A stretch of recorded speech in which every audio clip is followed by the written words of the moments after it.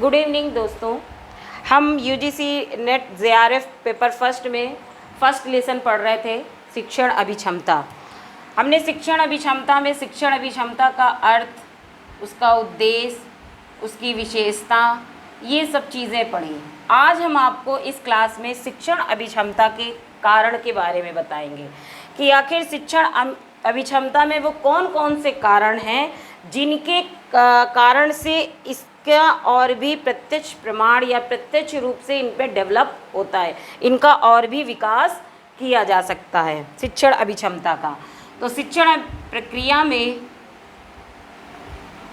प्रक्रिया के कारण, जिसको 4 प्रकार से बताया गया है। पहला, उद्दीपक। दूसरा, अनुक्रिया। तीसरा, अभिप्रेरणा। और चौथा हमारा है पुनर्बलन।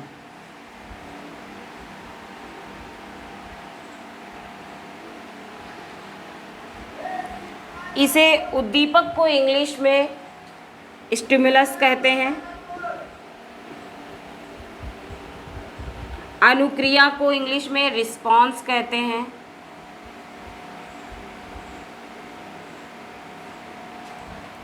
और हमारा अभिप्रेरणा को मोटिवेशन, पुनर्बलन को रीइंफोर्समेंट।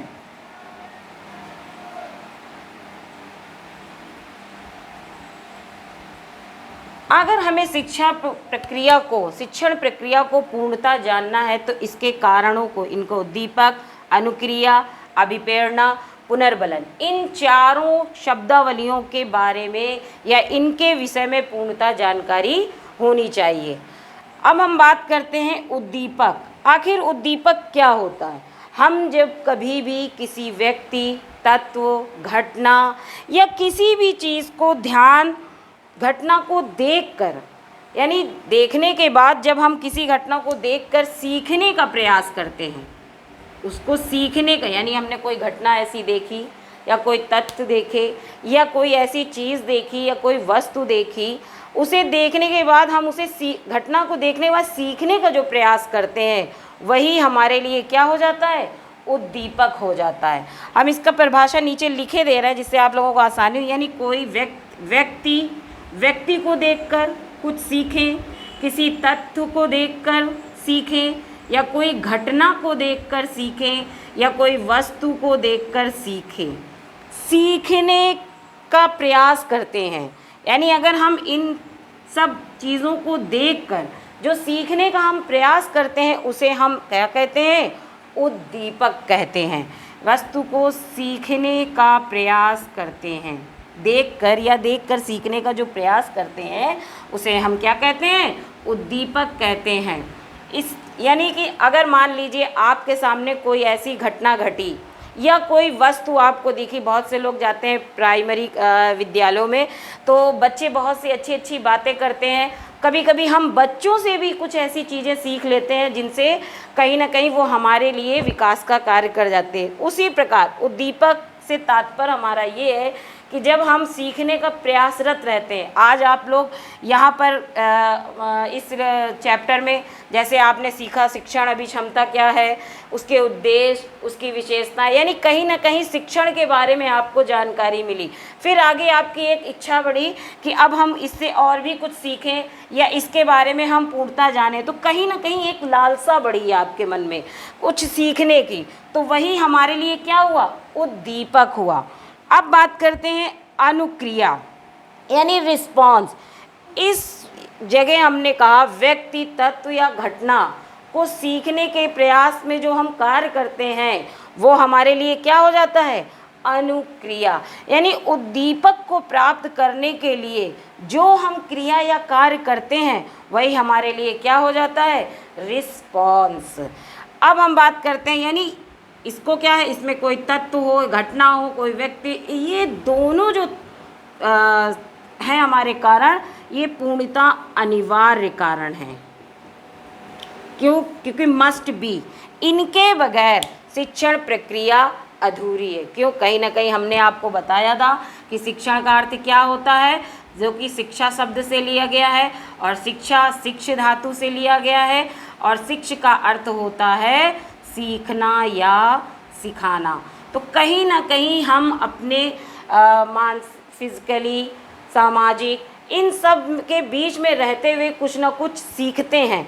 तो सीखने के लिए हमारे सामने कोई ऐसी घटना होनी चाहिए, कोई वस्तु होनी चाहिए, कोई चीज़ होनी चाहिए जिसके द्वारा हम उसे देखकर सीखने के लिए वो कार्य करें या क्रिया करें। तो इसलिए ये दोनों कहीं ना कहीं अनिवार्य हो जाते हैं। तो अनिवार्य तत्व यानी मस्ट बी, इनके बगैर शिक्षण अधिगम या शिक्षण प्रक्रिया क्या है? इनकम्प्लीट है, कंप्लीट नहीं। अब हम बात करते हैं अभिप्रेरणा की। यानी अभिप्रेरणा से क्या तात्पर्य है, अभिप्रेरणा शिक्षण प्रक्रिया के लिए क्यों महत्वपूर्ण है, या शिक्षण प्रक्रिया को प्रभावी बनाने के लिए मोटिवेशन का क्या आवश्यकता है, अनुक्रिया के लिए, उद्दीपक के लिए। यानी इन दोनों से कहीं ना कहीं इसका भी एक न एक जुड़ाव है, जिसके कारण ये भी इसमें प्रभावित होता है। तो अब हम बात करते हैं अभिप्रेरणा, मोटिवेशन क्या है। तो मोटिवेशन को भी 4 प्रकार से बांटा गया है। यानी कहीं ना कहीं ये इसकी भी आवश्यकताएं हुई हैं, जैसे इसको 4 प्रकार से बांटा गया। पहला नीड, दूसरा ड्राइव, तीसरा मोटिव, और चौथा गोल। यानी नीड माने हमारी क्या आवश्यकता है, इसको हिंदी में कहते हैं आवश्यकता। ड्राइव, जिसे हम हिंदी में चालक कहते हैं,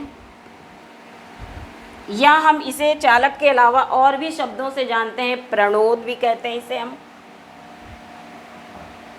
दूसरे शब्दों में इसे हम एक और शब्द से हम इसे जानते हैं अंतर्नोद।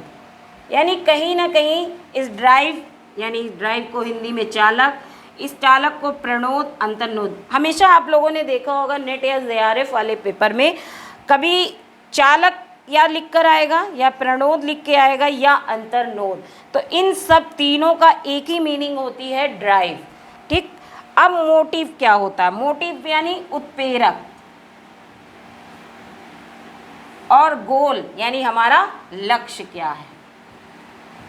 यानी अगर हमें किसी भी वस्तु या घटना या कुछ सीखने के लिए कहीं ना कहीं अभिप्रेरणा की आवश्यकता होती है। यानी अगर हम अनुक्रिया कर रहे हैं या उद्दीपक को प्राप्त करने के लिए जो हम अनुक्रिया कर रहे हैं, उसके लिए हमें मोटिव होना ज़रूरी है। बात करते हैं हम अभिप्रेरणा के इन 4 तत्वों की, जो नीड, ड्राइव, मोटिव, गोल। इन चारों से मिलकर कहीं ना कहीं हम क्या करते हैं? मोटिवेशन हमें प्राप्त होता है। तो सबसे पहले हम बात करते हैं आवश्यकता।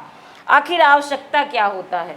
कभी आप लोग तैयारी किस चीज़ की कर रहे हैं? नेट की, जेआरएफ की। तो कहीं ना कहीं आप इसके लिए स्टडी कर रहे हैं। तो आपकी क्या आवश्यकता है कि जिस सब्जेक्ट से आप नेट क्वालिफाई करना चाहते हैं या जेआरएफ आप करना चाह रहे हैं, तो उसके लिए आपकी नीड क्या है? स्टडी। तो कहीं ना कहीं स्टडी आपकी क्या हो गई? आवश्यकता। और किस चीज़ की स्टडी? जेआरएफ के लिए या नेट के लिए। यानी इसके लिए हम क्या कर रहे हैं? स्टडी कर रहे हैं। और स्टडी हमारे लिए क्या है? हमारी नीड है, आवश्यकता है। ठीक। अब हम बात करते हैं कि इस आवश्यकता के लिए कहीं ना कहीं हमारे पास चालक भी होना चाहिए। चालक क्या है? तो प्रणोद अंतर, यानी अधिगम की प्रक्रिया जिसके कारण हम करते हैं, यानी जिसके कारण हम सीखने की प्रक्रिया को करते हैं, या जिस चीज़ की हमें आवश्यकता होती है उसको हम क्या कहते हैं? उसके लिए जो हम अधिगम करते हैं उसे हम क्या कहते हैं? चालक या प्रणोद या अंतर्नोद कहते हैं। सीधा सीधा हम एक सरल भाषा में समझाए दे रहे हैं। मान लीजिए आपको भूख लगी है, भूख लगी तो उसके लिए आपको किसकी आवश्यकता है? भोजन की आवश्यकता है। ठीक, भोजन की आवश्यकता है। तो भोजन के लिए हम क्या है? हमारा भोजन, भोजन हमारा चालक हो गया, या प्रणोद हो गया, या अंतर्नोद हो गया, नहीं, भूख हमारी अंतर्नोद, प्रणोद और चालक हो गई, और उसकी आवश्यकता के लिए हम, आवश्यकता हमारा क्या हो गया, भोजन हो गया।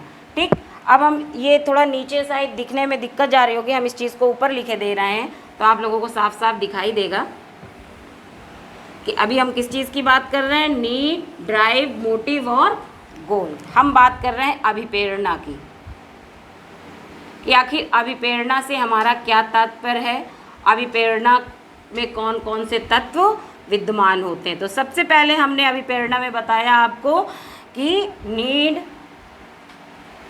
ड्राइव, मोटिव और आपका गोल, यानी हमारी आवश्यकता क्या है, ड्राइव यानी चालक या प्रणोद, या इसे हम अंतर्नोद भी कहते हैं। ठीक, अब मोटिव यानी हमारा उत्प्रेरक, और गोल को हिंदी में हम लक्ष्य। हमने आपको बताया अभी कि हमारी आवश्यकता क्या है, नेट और जेआरएफ करने की।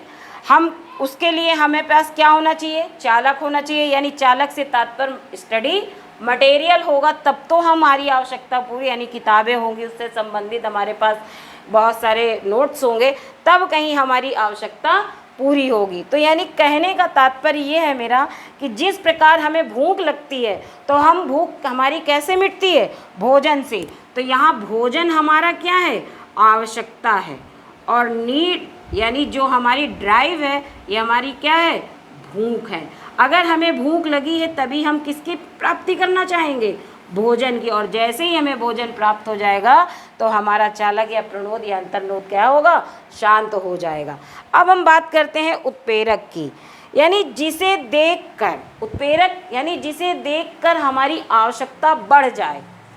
मतलब जैसे ही हमें भोजन देखा, हमें क्या लगी थी, भूख लगी थी, हमने जैसे ही भोजन देखा वैसे ही हमें क्या होगा, उत्प्रेरक यानी हमें उसे प्राप्त करने की क्या हो गई, बहुत ज़्यादा आवश्यकता, हम बहुत ज़्यादा प्रेरित हो गए उसे प्राप्त करने के लिए। तो यानी जिस चीज़ के आवश्यकता के लिए हम प्रेरित हो जाते हैं, ज़्यादा तत्पर हो जाते हैं उसे प्राप्त करने के लिए, उसे हम क्या कहते हैं, उत्प्रेरक। और जैसे ही हमें भोजन प्राप्त हो जाता है, हमारी भूख शांत हो जाती है, हमें क्या प्राप्त हो जाता है, लक्ष्य की प्राप्ति हो जाती है। तो इस प्रकार ये चारों तत्व अभिप्रेरणा से संबंधित है, या अभिप्रेरणा यानी हम कैसे मोटिवेशन होते हैं, कहीं ना कहीं अधिगम को प्राप्त करने या हम कुछ चीज़ सीखने के लिए इन चारों तत्वों से अग्रसर या आगे बढ़कर इन्हें सब ग्रहण करते हैं। यानी अगर हमारी जो नीड है उसके लिए हमारे पास ड्राइव क्यों,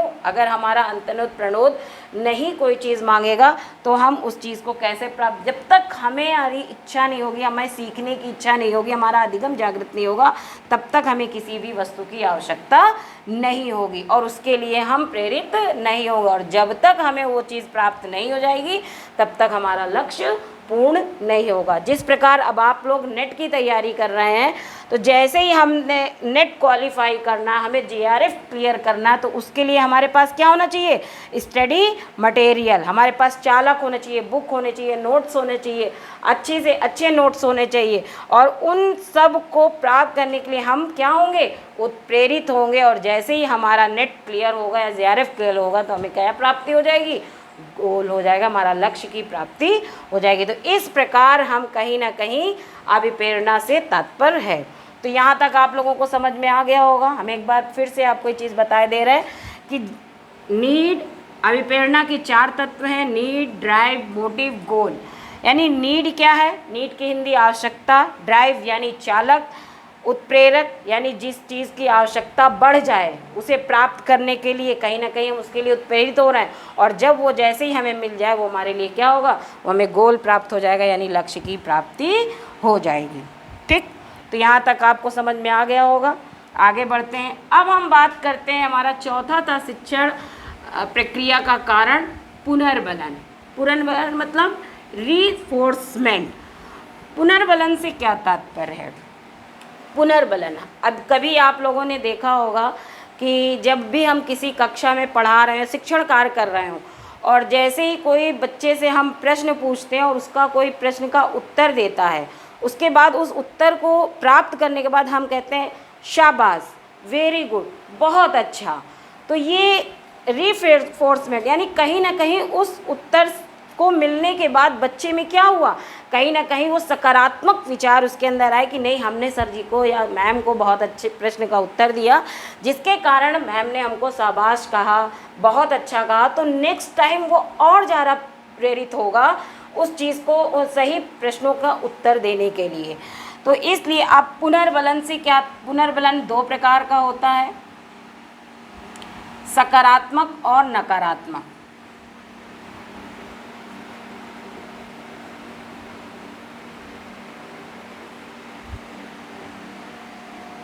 हमने अभी आपको बताया कि पुनर्बलन यानी रीफोर्समेंट, यानी रीफोर्समेंट का मतलब है कि हम बच्चों को प्रोत्साहित करें, उन्हें क्या कहकर, सकारात्मक। अगर सकारात्मक का तात्पर्य है जैसे हम उन्हें शाबाश कहें, उनके अच्छे कार्य, अच्छा प्रदर्शन करने में, बहुत अच्छा, बढ़िया, पुरस्कार दें, प्रशंसा करें, पुरस्कार दें, प्रशंसा करें, ये सब कैसे हैं हमारे पुनर्बलन, ये सब हमारे सकारात्मक पुनर्बलन है। यानी जैसे ही बच्चा, जब क्लास में कोई भी टीचर जाता है शिक्षण कार्य करने के लिए और बच्चे से, उस बच्चे को प्रोत्साहित करता है पुरस्कार देकर, उसके अच्छे कार्य के लिए प्रशंसा करके, पुरस्कार देकर, उसके उत्तर पर शाबाश कहकर, तो उसके अंदर सकारात्मक अधिगम जागृत होता और वो उससे बेहतर करने के लिए सोचता है, ज़्यादा से ज़्यादा, अच्छा से अच्छा करने के लिए सोचता है। और वो सोचता है कि अगर हम और मेहनत करके और अच्छे से प्रश्न का उत्तर देंगे तो सर हमें फिर पुरस्कार से देंगे, प्रशंसा करेंगे, शाबाशी देंगे। तो कहीं ना कहीं सकारात्मक पुनर्बलन बच्चों को अधिक से अधिक सीखने और अधिगम करने के लिए प्रोत्साहित करता है। बात करते हैं नकारात्मक पुनर्बलन। तो एक क्वेश्चन आया था, एक है हमारा पुनर्बलन दंड। पूछा गया था कि दंड किस पे, कौन से पुनर्बलन के अंतर्गत आएगा, सकारात्मक या नकारात्मक। तो कहीं ना कहीं जो ये दंड है, दंड, क्या दंड देने से बच्चा प्रोत्साहित होगा या दंड देना से क्या बच्चा नकारात्मक की ओर जाएगा या सकारात्मकता विचारों की ओर जाएगा। तो कहीं ना कहीं दंड जो हमारा है पुनर्बलन, ना ये सकारात्मक है और ना ही ये नकारात्मक है। ये याद रखिएगा, यही ऐसे ही प्रश्न आते हैं, ना ये सकारात्मक है और ना ही नकारात्मक है। ये प्रश्न पूछा गया था कि इनमें से नकारात्मक पुनर्बलन कौन सा है, और बहुत से बच्चों ने दंड को टिक किया था। तो ये आप याद रखिएगा कि दंड एक ऐसा है, ना ही ये सकारात्मक है ना ही नकारात्मक। क्या आप लोगों को कभी ध्यान दिया होगा बच्चों को क्या मारने से उसके अंदर उसका पुनर्बलन या प्रशंसा या सीखने की क्षमता बढ़ती है? नहीं। और बच्चा कहीं ना कहीं उत्साहित ना होकर तो उत्साहित हो जाता है, जिसके कारण उसके अंदर नकारात्मकता नहीं आती, वो फिर किसी चीज़ को सीखने की इच्छा उसके अंदर समाप्त होने लगती धीरे धीरे। तो कहीं ना कहीं दंड से, क्या दंड से किसी बच्चे में सुधार हुआ या दंड देने से कोई बच्चा अधिगम जल्दी से जल्दी सीख लिया? नहीं। तो इसलिए दंड जो है ना तो सकारात्मक है और ना ही नकारात्मक है। यहाँ बात करते हैं कि आखिर नकारात्मक पुनर्बलन है क्या। तो एक शब्द आता है नकारात्मकता के लिए, अवॉइडेंस।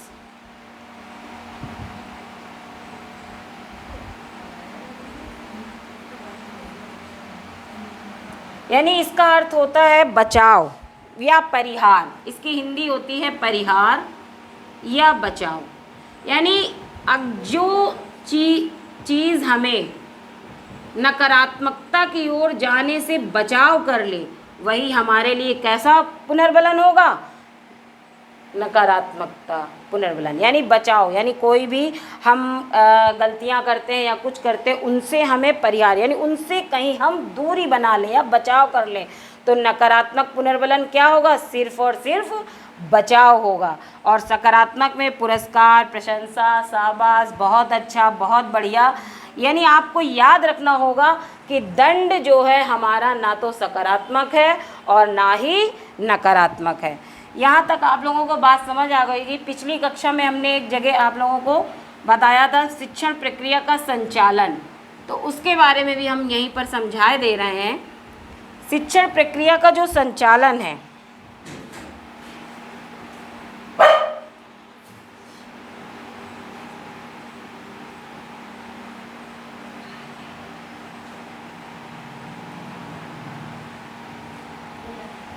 शिक्षण प्रक्रिया का जो संचालन हमने दो प्रकार से बताया है, एक मुख्य और एक गौड़, या सीधे सीधे हम शब्दों में कह सकते हैं कि शिक्षण प्रक्रिया दो प्रकार की होती है, मुख्य होती है और दूसरी गौड़ होती है। अब हमने उस दिन आपको सिर्फ मुख्य में हेडिंग डाल के रख दिया था कि वर्णात्मक, पहला इसका जो सब क्लास होता है वर्णात्मक। वर्णात्मक का क्या तात्पर्य है, यानी वर्णात्मक मुख्य शिक्षण पद्धति में या मुख्य शिक्षण में पहला हमारा सब क्लास था वर्णात्मक। आखिर वर्णात्मक क्या है, वर्णन क्या है? हमने एक और शब्द इसमें सुना होगा आप लोगों ने, एक होता है अनुवाद, अनुवाद, और दूसरा ये अनुवाद का तात्पर्य है, अनुवाद जब हम करते हैं तो जैसा एज इट दिया होता है वैसे ही हम उसको ट्रांसलेट कर देते हैं। इंग्लिश में है तो हिंदी में, हिंदी में है तो इंग्लिश में, ना तो हम उसमें कोई चीज़ बढ़ाते हैं अपनी तरफ से और ना ही घटाते हैं। लेकिन वर्णात्मक से तात्पर्य है, जैसे हमें किसी भी विषय या टॉपिक दिया गया है तो उस विषय या टॉपिक के विषय में हम किस प्रकार से वर्णन कर सकते हैं, हम उसके बारे में, उसकी जीवन परिचय के बारे में, मान लीजिए जैसे हम उदाहरण के तौर पे कह दें महात्मा गांधी जी, तो हम क्या महात्मा गांधी जी के बारे में सिर्फ और सिर्फ उनका जीवन परिचय बताते हैं?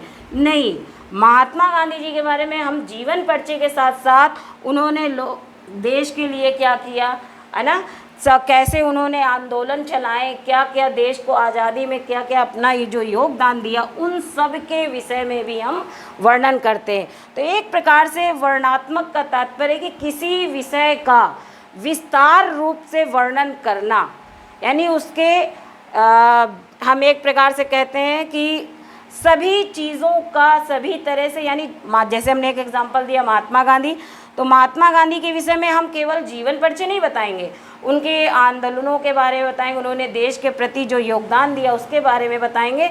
तो इस तरह किसी भी विषय के बारे में पूर्णतः जानकारी देना विस्तारित रूप से, वह वर्णात्मक कहलाता है। तो वर्णात्मक का एक तात्पर्य ये भी है कि विस्तार से किसी विषय की जानकारी देना। दूसरा हमारा होता है, मुख्य में सब क्लास होता है निदानात्मक। अब निदानात्मक का मतलब क्या है? निदान यानी अगर कोई, हमने आपको बताया शिक्षण प्रक्रिया में सबसे पहले हमें क्या मिलती है? समस्या अर्थात प्रश्न, फिर हम उसका समाधान करते हैं, किसी उद्देश्य की प्राप्ति के लिए हम शिक्षण भी करते हैं। तो निदानात्मक का क्या मतलब है? निदानात्मक यानी हम अगर मान लीजिए कोई कक्षा में गए पढ़ाने और कोई बच्चे की समस्या है, तो हमने उस समस्या को सुनी, तो पहले उस समस्या को सुनी तो, पर उस समस्या का हमने पता क्या लगाया? कारण पता लगाया। तो कहीं ना कहीं निदानात्मक का तात्पर्य होता है किसी भी समस्या का कारण पता लगाना। जब तक हम किसी भी समस्या का कारण नहीं पता लगाएंगे तब तक हम उस समस्या का समाधान नहीं कर सकते। तो निदान से क्या तात्पर्य है? कारण से, यानी किसी भी समस्या का कारण पता चले। उसके बाद इसके बाद आता है उपचारात्मक। उपचारात्मक से तात्पर्य है समाधान, यानी पहले हमने निदान ढूंढा, कारण पता लगाया और उसके बाद उपचार किया, उस समस्या का समाधान कर दिया। यानी कहने का तात्पर्य है कि अगर मान लीजिए किसी भी शिक्षण कार्य में कोई समस्या आ रही है तो उस समस्या का पहले हम क्या करेंगे? कारण पता लगाएंगे, उसके बाद हम उसका समाधान करेंगे। तो सबसे पहले बात आती, ये चीज़ आपको याद रखनी होगी, जो निदानात्मक है, ये जो प्रक्रिया है ये ज़्यादा से ज़्यादा सामान्य कक्षा में यूज़ होती है। सामान्य कक्षा मतलब जिसमें वो बच्चे हैं जो किसी भी प्रकार से हैंडीकैप नहीं है, जैसे कुछ बच्चे हैंडीकैप होते हैं, यानी जो विशिष्ट बालक होते हैं जो इसमें नहीं आते, एक प्रकार से सामान्य कक्षा, यानी जिसमें सामान्य रूप से सामान्य तरीके के बच्चे होते हैं, उनमें ये निदानात्मक प्रणाली यूज़ होती है। उपचारात्मक जो प्रणाली है ये विशिष्ट कक्षाओं में यूज़ की जाती है। विशिष्ट कक्षा वही इसमें थोड़े से कुछ हैंडीकैप बच्चे भी आ जाते हैं, पिछड़े बालक है ना, और थोड़े से हैंडीकैप बालक, श्रवण बाधित, दृष्टि बाधित, ये सब बालक विशिष्ट कक्षा में आ जाते हैं। तो कहीं ना कहीं उनकी समस्याओं का समाधान यहाँ यानी उसमें उपचारात्मक इस शैक्षिक प्रक्रिया का उपयोग किया जाता है। तो आपको ये पॉइंट याद रखना होगा कि जो निदानात्मक का अर्थ होता है, निदान का अर्थ ही है कि हम किसी समस्या का कारण पता लगा लें, और ये जो निदानात्मक प्रणाली होती है ये किस पे यूज़ होती है, समान कक्षाओं में। और जो उपचारात्मक कहीं ना कहीं इस प्रक्रिया का जो उपयोग होता है ये विशिष्ट कक्षा में होता है। अब हम बात करते हैं, इसके बाद आता है औपचारिक। औपचारिक है, हम इधर ऊपर लिखे दे रहे हैं बाकी। औपचारिक,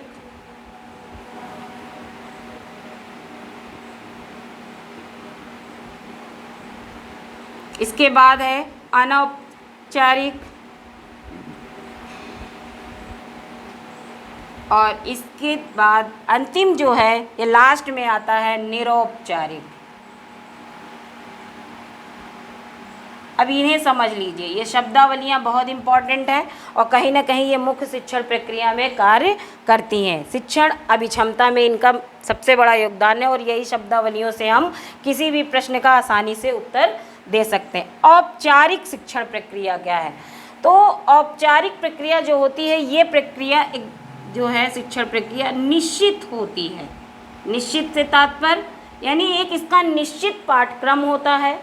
एक प्रकार से हम इसे क्या कह सकते हैं, विद्यालयी शिक्षा, यानी जहाँ पर हम क्लास पीरियड जो है 45 मिनट 35 मिनट के जो भी पीरियड लगते हैं ना, एक तरीके से नियम पूर्वक यानी पाठ्यक्रम पर आधारित जो कक्षाएं निर्धारित की जाती हैं वह कैसी शिक्षा हो गई, औपचारिक शिक्षा हो गई। यानी इन औपचारिक शिक्षाओं को हम इनमें लोचशीलता नहीं पाई जाती। कहीं ना कहीं लोचशीलता का मतलब इनमें कोई भी ये नहीं कि लोचशीलता पाई जाती हो कि नहीं अब एक कक्षा है तो इस कक्षा को हटा दीजिए, 2 दिन 3 दिन ये कक्षा नहीं चलेगी इस विषय की, दूसरी कक्षा नहीं।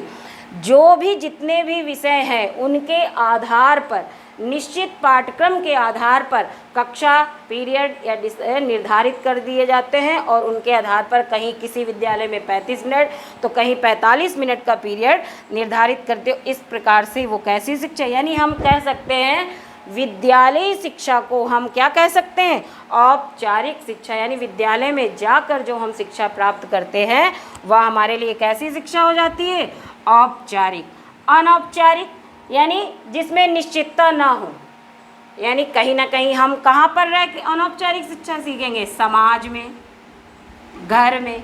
यानी घर और समाज में रहकर जो हम जिस शिक्षा का ग्रहण करते हैं वो क्या होता है, अनौपचारिक। और इस शिक्षा में लोचशीलता पाई जाती है और इस औपचारिक शिक्षा में लोचशीलता नहीं पाई जाती। निरौपचारिक, इन दोनों का मिला हुआ रूप हम क्या कह सकते हैं, निरौपचारिक। यानी अब आप उदाहरण में देख लीजिए, जैसे निरौपचारिक दूरस्थ शिक्षा, ठीक, प्रौढ़ शिक्षा, ये सब क्या है हमारा, निरौपचारिक शिक्षा। यानी हमने आपको बता दिया कि शिक्षण प्रक्रिया 2 प्रकार से होती है, मुख्य और गौड़। ज़्यादातर क्वेश्चन मुख्य से ही बनते हैं, जैसे औपचारिक, अनौपचारिक, निरौपचारिक, आपका वर्णात्मक, निदानात्मक, उपचारात्मक, ऐसी शब्दावलियों का प्रयोग होता है और इनका हमें अर्थ नहीं पता होता तो जिससे हमारे प्रश्नों के उत्तर गलत हो जाते हैं। तो आप लोगों को इन शब्दावलियों का ध्यान में रखकर और ये भी ध्यान रखना है कि कहाँ पर औपचारिक शिक्षा होती, कहाँ पर अनौपचारिक और कहाँ पर निरौपचारिक। दूरस्थ शिक्षा, प्रौढ़ शिक्षा हमारे लिए क्या है, निरौपचारिक। अनौपचारिक शिक्षा हम कहाँ प्राप्त करते हैं, समाज में, घर में। और औपचारिक शिक्षा निश्चित या यहाँ निश्चित होती है, निश्चितता होती है, इसमें पाठ्यक्रम निर्धारित होता है, या एक प्रकार से हम इसे विद्यालयी शिक्षा भी कह सकते हैं। तो यहाँ तक आप लोगों को समझ में आ गया होगा। आज की कक्षा यही समाप्त करते हैं। धन्यवाद। अगर आप लोगों को मेरा पढ़ाना पसंद आया होगा तो प्लीज़ लक्ष्य क्लासेस को लाइक एंड शेयर ज़रूर करें।